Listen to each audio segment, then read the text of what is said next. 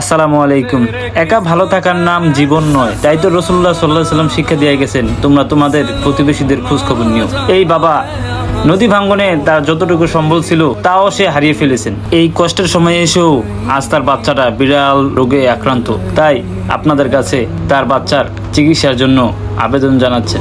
আপনারাই তো তাদের প্রতিবেশী, আপনারা যদি না আগায় আসেন তাহলে কার আসবে বলেন?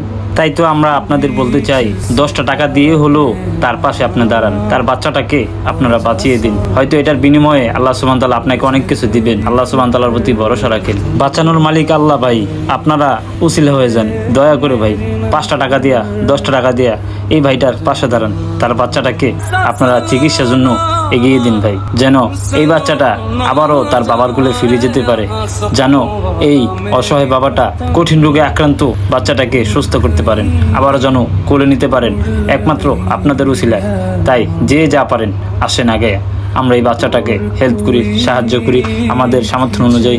আমরা মনে করি আমরা যদি পাশে থাকি ইনশাল্লাহ অবশ্যই তার চিকিৎসাটা আমরা করতে পারবো ইনশাল্লাহ। আমাদের নুরিয়াতে অনেক ভাইরা ইতালি থাকেন, সৌদি থাকেন, লন্ডন থাকেন, আমেরিকা থাকেন, অস্ট্রেলিয়া থাকেন, মালয়েশিয়া থাকেন, ওমান থাকেন, সিঙ্গাপুর থাকেন। আপনাদের দৃষ্টি আকর্ষণ করছি ভাই, আপনারা যদি অল্প কিছু টাকা দিয়ে হলেও ভাই এই বাচ্চাটাকে আপনারা সুস্থ করতে পারেন, আপনাদের জন্য হয়তো এই বাচ্চাটার বাবা মন ভরে দোয়া করবেন ভাই।